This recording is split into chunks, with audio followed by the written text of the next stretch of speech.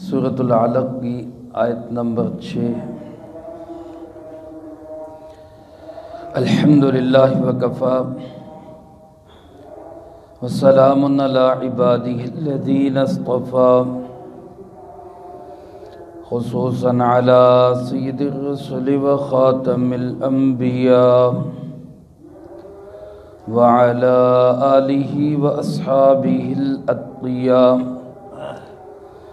اما بعد فاعوذ باللہ من الشیطان الرجیم، بسم اللہ الرحمن الرحیم۔ کلا ان الانسان لیطغی ان رآہ استغنی، ان الی ربک الرجعی، أرأيت الذي ينهى عبدا إذا صلى، أرأيت إن كان على الهدى أو أمر بالتقوى، أرأيت إن كذب وتولى۔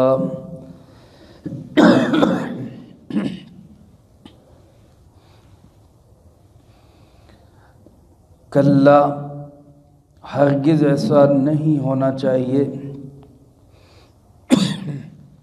ان الانسان لیطغی، بے شک انسان سرکش ہے۔ ان رآہ استغنی، یہ خود کو بے پرواہ سمجھتا ہے۔ ان الی ربک الرجعی، کوئی شک نہیں تیرے پروردگار کی طرف ہی لوٹ کر آنا ہے۔ ارأیت الذی ینہی، بھلا دیکھ تو اس شخص کو جو گناہوں سے روکتا ہے، عبداً اس بندے کو، اذا صلی، جب وہ نماز پڑھتا ہے، ارأیت ان کان علی الہدی، بھلا دیکھ تو جب کہ وہ ہدایت پر ہو، او امر بالتقوی، یا وہ تقوی کا حکم کرے، ارأیت ان کذب وتولی، بھلا دیکھ تو اس شخص کو اگر یہ تکذیب کرے اور منہ پھیرے، الم یعلم بان اللہ یری، کیا یہ جانتا نہیں کہ بے شک اللہ پاک اس کو دیکھ رہے ہیں۔ ان آیات مبارکہ میں اللہ رب العالمین نے دو کردار انسانوں کے بیان فرمائے ہیں۔ ایک کردار طاغی، باغی اور سرکش انسان کا ہے، دوسرا کردار مطیع اور فرما بردار انسان کا ہے۔ یہاں اللہ رب العالمین نے کسی کا نام ذکر نہیں کیا، صرف ان کی نشاندہی کی ہے، ان کے اعمال اور ان کے کردار کی بنیاد پر۔ علماء نے اس کی وجہ یہ لکھی ہے کہ ان دو کرداروں کے حامل انسان شروع سے ہیں اور قیامت تک رہیں گے۔ ان میں سے ایک انسان کا کردار طاغی، سرکش، قانون الہی کا مخالف، اللہ کے دین کا، اللہ کے نبیوں کا باغی اور ضدی انسان ہے، اور دوسرا انسان اللہ کا فرما بردار، قانون الہی کو تسلیم کرنے والا، اس کے مطابق اپنی زندگی بنانے والا یا بنانے کی کوشش کرنے والا۔ یہ دو کردار ہیں۔ رسول اللہ صلی اللہ علیہ وسلم کے زمانے میں بھی تھے، اس سے پہلے بھی تھے، آج بھی ہیں اور قیامت تک رہیں گے۔ نام ان کے مختلف ہوتے رہتے ہیں۔ کبھی یہ کردار ایک طرف نمرود کی شکل میں ظاہر ہوتا ہے، تو دوسری طرف اللہ کے خلیل حضرت ابراہیم علیہ السلام کی شکل میں ظاہر ہوتا ہے۔ کبھی یہ کردار ایک طرف فرعون کی شکل میں نمودار ہوتا ہے تو دوسری طرف اللہ کے نبی اور کلیم حضرت موسیٰ علیہ السلام کی شکل میں ظاہر ہوتا ہے۔ کبھی یہی کردار وہ حضرت محمد کریم صلی اللہ علیہ وسلم کی شکل میں ایک اللہ کے نیک بندے کا کردار سامنے آتا ہے، اور اس کے مقابلے میں ایک طاغی، باغی، سرکش، انادی اور ضدی کا کردار ابو جہل ادا کرتا ہے۔ پھر آگے چلتے یہی کردار آج تک اس زمانے تک مختلف ناموں کے ساتھ وہ دنیا کے اندر آپ اپنے سامنے دیکھ رہے ہیں۔ بے حیائی، بے شرمی، طغیان، بغاوت، ضدی، انادی کردار کون ادا کرتا ہے؟ اللہ کے نیک، فرما بردار، اچھے، صالح بندوں کا کردار کون ادا کرتا ہے؟ یہ دو کردار اللہ پاک نے بتائے، اور پھر اگلی آیات میں اس باغی اور طاغی کردار کی سزا کا ذکر کیا۔ چنانچہ اللہ رب العالمین ارشاد فرماتے کلا، یہ حرف ردا کے لیے، ردا کا مطلب یہ کہ جو رویہ نہیں ہونا چاہیے وہ ہو رہا ہے۔ اس سے پہلے چونکہ تعلیم کا ذکر تھا، انسان کو علم حاصل کرنا چاہیے، تعلیم حاصل کرنی چاہیے۔ اللہ پاک فرماتے ہیں کہ ایسا ہو نہیں رہا۔ علم حاصل کرنے کی بجائے ان الانسان لیطغی، بے شک انسان طاغی بن جاتا ہے۔ طاغی کا معنی بغاوت کرنے والا، قانون الہی کا مخالف، اللہ کے پیغام کو ٹھکرانے والا۔ ایک ہے بندہ عمل نہیں کر پاتا۔ ہم روزانہ دیکھتے ہیں پاکستان کے قانون کے مطابق ہم روزانہ خود کتنے قانون توڑ دیتے ہیں، کہیں اشارے توڑ دیے، کہیں کوئی اور قانون توڑ دیا، کوئی ہم سے زیادہ قانون کے توڑنے والے ہوتے ہیں، لیکن کسی کو باغی نہیں کہا جاتا، کیونکہ قانون پاکستان کو تسلیم کرتے ہیں نافرمانی ہو جاتی ہے۔ لیکن جو انسان قانون پاکستان کی مخالفت کرے، اس کی بغاوت کرے، اس کو کیا سمجھا جاتا ہے کہ یہ باغی انسان ہے، اس کی سزا بڑھ جاتی ہے۔ بالکل اسی طرح میرے عزیز دوستو، اگر کوئی انسان اللہ کے قانون کو تسلیم کرتا ہے، شریعت محمدی صلی اللہ علیہ وسلم کو تسلیم کرتا ہے، لیکن نافرمانیاں ہو جاتی ہیں، گناہ ہو جاتے ہیں، حکم عدولیاں ہو جاتی ہیں، قابل معافی ہے۔ سینکڑوں نہیں ہزاروں راستے ہیں اس کی بخشش کے، لیکن اگر کوئی انسان اللہ کے قانون کی بغاوت پہ اتر آئے، شریعت کو تسلیم کرنے کی بجائے شریعت کو مٹانے کی کوشش کرے، اس انسان کو قرآن کریم نے کیا کہا؟ لیطغی، یہ انسان طاغی ہو گیا، باغی ہو گیا، سرکش ہو گیا، ضدی بن گیا۔ اللہ پاک فرماتے ہیں ایسا کیوں ہوا؟ ان رآہ استغنی، یہ اپنے آپ کو مستغنی سمجھتا ہے۔ مستغنی کا معنی کیا؟ کہ یہ خود کو سمجھتا ہے کہ میں کسی کا محتاج نہیں، حتیٰ کہ یہاں تک اس کے دل دماغ میں خناس بھر جاتا ہے کہ یہ سمجھتا ہے کہ میں اللہ کا بھی محتاج نہیں۔ حالانکہ انسان، ہر انسان صرف اللہ رب العالمین کا ہی محتاج نہیں، ہر انسان دوسرے انسان کا بھی محتاج ہے۔ اللہ نے اس کائنات کو بنایا ہی ایسا ہے۔ اگر کوئی انسان پیسے والا ہے، مال والا ہے، اس کو بھی اپنا کپڑا سلائی کروانے کے لیے درزی کی محتاجگی ہے۔ اگر کوئی انسان بہت بڑا ملونر ہے تو اپنی گاڑی چلانے کے لیے ڈرائیور کا وہ بھی محتاج ہے۔ اگر کوئی انسان بہت بڑی پوسٹ کے اوپر فائز ہے، اپنے جوتے کی سلائی کے لیے وہ بھی موچی کا محتاج ہے۔ اللہ نے اس زمانے کو بنایا ہی ایسا ہے کہ ہر انسان دوسرے انسان کا محتاج ہے۔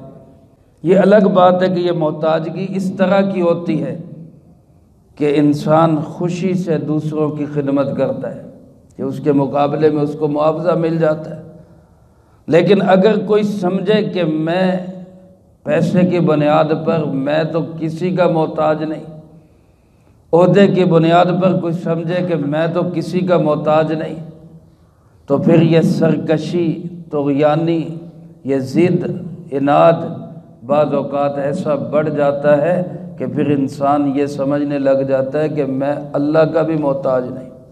یہ سب سے خطرناک سٹیج ہوتی ہے۔ یہ کردار فرعون نے پیش کیا، یہ کردار نمرود نے پیش کیا، یہ کردار ابو جہل نے پیش کیا۔ اللہ پاک فرماتے کہ اس کا حل کیا ہے کہ ایسا انسان یہ سوچے ان الی ربک الرجعی، کہ بے شک تیرے پروردگار کی طرف ہی پلٹ کر جانا ہے۔ ہم سب نے آخر کار جانا کہاں پہ ہے؟ اللہ کے پاس جانا ہے، اللہ رب العالمین کے پاس جانا ہے۔ کوئی انسان غریب ہے، امیر ہے، بادشاہ ہے، فقیر ہے، کسی کا کنالوں کے اندر گھر ہے، کسی کی کچی کلی ہے، سب نے واپس پلٹ کے کہاں پہ جانا ہے؟ اللہ کے پاس جانا ہے۔ کسی نے اگر 50,000 کا سوٹ پہنا ہے، کسی نے 500 کا سوٹ پہنا ہے، کفن دونوں کا ایک جیسا ہوگا۔ کوئی انسان لاکھوں کا جوتا پہنتا ہے، کوئی انسان ٹوٹا ہوا چپل پہنتا ہے، مرنے کے وقت سب کے جوتے اتار لیے جاتے ہیں۔ قبر سب کی ایک جیسی ہوتی ہے، واپس پلٹ کے سب نے کس کے پاس جانا ہے؟ اللہ کے پاس جانا ہے۔ اگر انسان اس بات کو دل دماغ میں رکھے تو کبھی بھی اس کے دل میں سرکشی نہیں آ سکتی۔ آج انسان اللہ کے قانون کا باغی کیوں ہو جاتا ہے کہ وہ سمجھتا ہے کہ مجھے تو کسی کو جواب دینا ہی نہیں، میں تو کسی کا جواب دہ نہیں ہوں۔ اگر وہ یہ سمجھ لے کہ میں نے رب کے سامنے پیش ہونا ہے، جواب دینا ہے، تو پھر کبھی بھی اس کے دل دماغ میں سرکشی نہیں آئے گی۔ اللہ پاک اس کے بعد ایک اور کردار کو بیان کرتے ہیں۔ علماء نے لکھا ہے کہ اس کا تعلق ایک خاص واقعہ کے ساتھ ہے۔ رسول اللہ صلی اللہ علیہ وسلم جب آپ نے نبوت اور تبلیغ کا آغاز کیا تو آپ کی مخالفت شروع ہوئی۔ اس لیے علماء نے لکھا ہے کہ یہ جو آیات ہے یہ پہلی 5 آیات کے بہت بعد میں نازل ہوئی۔ وہ تو اس وقت نازل ہوئی جو پہلی وحی تھی، اور یہ آیات اس وقت نازل ہوئی جب آپ صلی اللہ علیہ وسلم کی مخالفت شروع ہو چکی تھی۔ حالانکہ اس وقت تو آپ کو صادق اور امین کہا جاتا تھا، آپ کے سارے لوگ آپ کی تعریف کرتے تھے۔ جب یہ آیات نازل ہوئی تو پھر کیا ہوا؟ اللہ پاک نے اس کو خاص واقعے کے ضمن میں نقل کیا ہے۔ فرمایا رسول اللہ صلی اللہ علیہ وسلم مسجد حرام میں نماز پڑھنے کے لیے جاتے تھے، سجدہ کرتے تھے، رکوع کرتے تھے۔ کس کے سامنے جھکتے تھے؟ اللہ کے سامنے۔ ابو جہل کو یہ پسند نہ آتا، اس نے ایک دفعہ کہا کہ یہ دوبارہ سجدہ کرنے کے لیے آئے تو نعوذ باللہ کہنے لگا کہ میں ان کی گردن پہ پاؤں رکھوں گا۔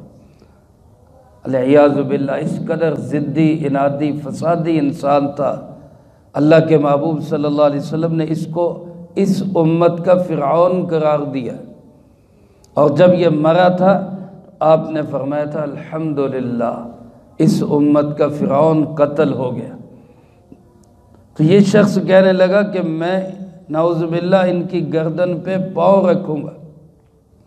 اللہ پاک نے اس کو نقل کی ہے، ارأیت، کیا تو نے دیکھا اس شخص کو، الذی ینہا، جو روکتا ہے، جو منع کرتا ہے، کس کو؟ عبدن، ایک بندے کو، اذا صلی، جب وہ نماز پڑھنا چاہتا ہے۔ عبدن سے مراد جناب محمد کریم صلی اللہ علیہ وسلم، اللہ کا بندہ، فرمایا وہ نماز پڑھنا چاہتا ہے اور یہ نماز سے روکتا ہے۔ یہ کردار آج ہمیں اپنے معاشرے میں نظر آئے گا۔ کچھ لوگ اللہ کو راضی کرنا چاہتے ہیں، کچھ رکاوٹ بنتے ہیں، کچھ دین کی تعلیم کو عام کرنا چاہتے ہیں، کچھ اس کے راستے میں روڑے اٹکاتے ہیں، کچھ انسان بے حیائی بے شرمی کو ختم کرنا چاہتے ہیں، کچھ انسان بے حیائی بے شرمی کو فروغ دینا چاہتے ہیں۔ یہ دونوں کردار آپ کو آج بھی معاشرے میں نظر آتے ہیں۔ فرمایا ایک بندہ نماز پڑھنا چاہتا ہے جناب محمد کریم صلی اللہ علیہ وسلم، اور ایک بندہ ان کو روکتا ہے، ابو جہل لعین ملعون۔ اللہ پاک فرماتے ارأیت ان کان علی الہدی، ذرا دیکھو تو صحیح کہ اگر یہ بندہ ہدایت پر ہے، یعنی جناب محمد کریم صلی اللہ علیہ وسلم، او امر بالتقوی، اور یہ بندہ تقوی کا حکم کر رہا ہے، اللہ سے ڈرنے کی بات کر رہا ہے، سیدھا راستہ دکھاتا ہے، اللہ کے قانون کو تسلیم کرنے کی بات کرتا ہے، شرم و حیا اور پاکیزگی دینا چاہتا ہے، اور دوسری طرف وہ بندہ ارأیت ان کذب وتولی، ذرا دیکھو تو صحیح اگر اس نے جھٹلا دیا اور منہ پھیر لیا، اس کا کردار کیا ہے؟ وہ اللہ کے پیغام کو ٹھکرا رہا ہے، منہ پھیر رہا ہے، نفرت کا اظہار کر رہا ہے، قانون الہی کو تسلیم کرنے کی بجائے ان کی بغاوت کر رہا ہے۔ اللہ پاک فرماتے الم یعلم، کیا یہ بندہ یہ بات نہیں جانتا کہ بِأَنَّ اللَّهَ یَرَا، اللہ پاک اس کو دیکھ رہے ہیں؟ کیا اس کو اس بات کا پتہ نہیں؟ میرے محترم دوستو، اس لفظ میں کتنی بڑی تسلی ہے جناب محمد کریم صلی اللہ علیہ وسلم کے لیے کہ آپ حوصلہ رکھیں، اللہ پاک آپ کے کردار کو بھی دیکھ رہے ہیں، اور اس باغی سرکش ضدی کے کردار کو بھی اللہ دیکھ رہے ہیں۔ یہ براہ راست تو آپ کے لیے تسلی ہے۔ آج اس امت میں، اس وقت میں جو لوگ دین کی خدمت کا بیڑا اٹھائے ہوئے، ان کے ساتھ جو آج کے باغی، آج کے سرکش، آج کے ضدی لوگ جو سلوک کر رہے ہیں، اللہ پاک ان کو تسلی دے رہے ہیں، حوصلہ رکھو، میں دیکھ رہا ہوں، میرے سامنے جو کچھ ہو رہا ہے۔ اور اسی میں دھمکی کا پیغام ہے سرکشوں اور باغیوں کے لیے، ابو جہل کے لیے، خیال کرنا وہ دیکھ رہا ہے۔ اسی میں پیغام ہے آج کے باغیوں سرکشوں کے لیے کہ خیال رکھنا، اللہ دیکھ رہا ہے۔ جیسے کوئی استاد بچے کو کہتا ہے خبردار میں دیکھ رہا ہوں، مطلب کیا ہوتا ہے کہ اگر دوبارہ ایسی حرکت کی تو سزا ملے گی۔ علماء نے لکھا ہے ایک دفعہ آپ صلی اللہ علیہ وسلم نماز پڑھ رہے تھے تو ابو جہل نے اپنے دعوے کے مطابق کہ میں ان کی گردن پہ پاؤں رکھوں گا، آگے بڑھنے کی کوشش کی، لیکن جو ہی آگے بڑھا تو ایک دم پلٹ کے پیچھے ہٹ گیا، خوف سے کانپنے لگا۔ کسی نے کہا کیا ہوا؟ کہنے لگا ان کے اور میرے بیچ میں آگ کی بہت بڑی خندق تھی، اللہ کے محبوب نے فرمایا کہ اگر یہ ایک قدم آگے بڑھاتا تو فرشتے اس کے ٹکڑے ٹکڑے کر دیتے۔ تو کیا اللہ پاک دیکھ نہیں رہا کیا ہو رہا ہے؟ سب کچھ دیکھ رہا ہے۔ چنانچہ آگے اس کی سزا کا ذکر ہے، اس کا تذکرہ انشاءاللہ اگلی فرصت میں آئے گا۔ اللہ پاک سے دعا ہے اللہ مجھے آپ کو سب کو قانون الہی کو تسلیم کرنے والے نیک بندوں میں شامل فرمائے، طاغیوں، سرکشوں، باغیوں سے اللہ ہماری حفاظت فرمائے۔ جو کہا سنا اس کو زندگی میں لا کے دوسروں تک پہنچانے کی توفیق عطا فرمائے۔ اللہم انت السلام ومنک السلام، تبارکت ربنا وتعالیت یا ذا الجلال والاکرام۔ اللہم اعنا علی ذکرک وشکرک وحسن عبادتک۔ اللہم احسن عاقبتنا فی الامور کلها واجرنا من خزی الدنیا وعذاب الآخرہ۔ اللہم باقیتا کباقیت الولید، اللہم استر عوراتنا وآمن روعاتنا۔ اللہم انا نجعلک فی نحورہم ونعوذ بک من شرورہم۔ اللہم اکفنا بحلالک عن حرامک واغننا بفضلک عمن سواک۔ اے مولا کریم یا اللہ پاک، ہمارے محترم حافظ محمد سلیمان صاحب جو کل انتقال فرما گئے، اللہ ان کی قبر پہ کروڑوں رحمت نازل فرما، اللہ ان کو کروٹ کروٹ چین سکون اطمینان نصیب فرما، اگلی تمام منزلیں ان کے لیے آسان فرما۔ اے مولا کریم، ہم سب کو جتنے حاضرین ہیں اور سامعین ہیں، اللہ ہم سب کو اپنے اپنے وقت پر اچھی موت نصیب فرما، بری موت اور اس کے اسباب سے بھی اللہ ہماری حفاظت فرما، عزت کی زندگی شہادت کی موت نصیب فرما، اسلام والی زندگی ایمان والی موت نصیب فرما، اللہ اپنے محبوب کے دیار میں دفن ہونا نصیب فرما۔ ربنا تقبل منا انك انت السميع العليم وتب علينا انك انت التواب الرحيم وصلى الله على